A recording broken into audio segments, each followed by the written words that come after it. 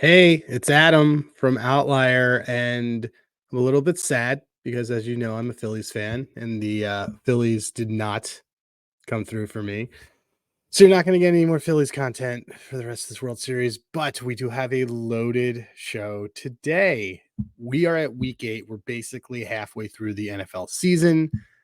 Faves have actually been dominating 67-39 straight up. That's 63%. And home faves are 40 and 23 for also 63%. ATS wise, everything's sort of even.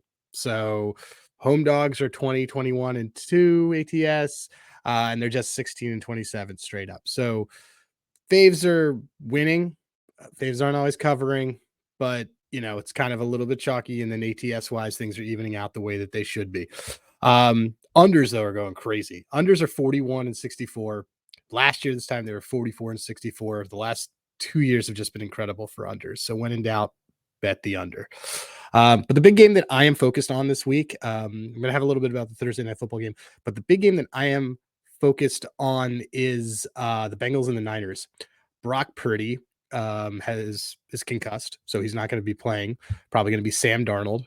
And according to our good friend, football expert Sam Wagman at the game day, Burrow's been lights out, actually. And I don't think we've all noticed. He's had 5 TDs and over 500 passing yards the last 2 games. So he is poised to be his regular self against a 49ers defense that is reeling after losses to the Vikings, after losses to the Browns. Just not looking good across the board.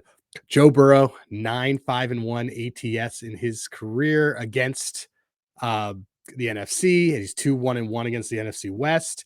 Sam Darnold is going to be starting 4-9 ATS in his career as a fave. Look, it's very hard for me to outright back the Bengals, just even with those trends, because the Bengals actually have a pretty atrocious defense. Bengals have the most give up the most explosive run rate to running backs, which means that they give up the most plays of 10 yards or more. They also do this on the passing side as well. So, basically they give up a lot of yardage.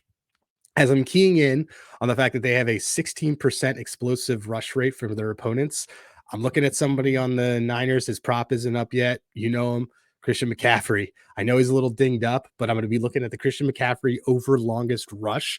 12% of his rushes go for more than 10 yards. So right now what we have is a perfect storm of a team that gives up a lot of explosive rushes and a guy that's an explosive runner. Together, we find that for a really good prop.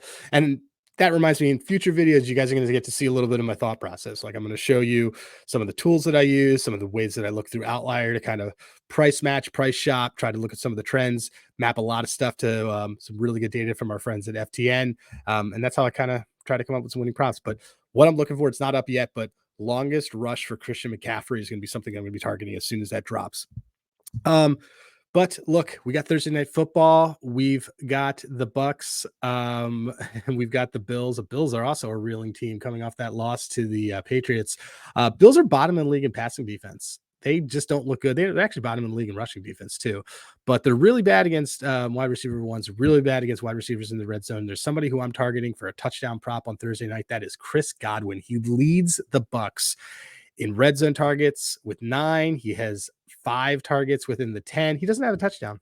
So I think that we should bet him. Plus 290 is what we're seeing for him, which is absolutely outstanding for a guy getting that kind of usage.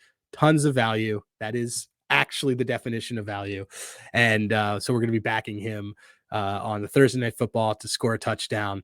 But look, more stuff's going to be coming this weekend. We got NBA, we got NHL. Again, I'm going to start trying to show you guys a little bit more about how I look at things and how my thought process works. But always leave a comment, like, share, anything that you really want to do that you think would be constructive feedback. Don't leave any non-constructive feedback. Nobody likes that. So just let me know if there's more stuff that you want to hear, and good luck with your bets.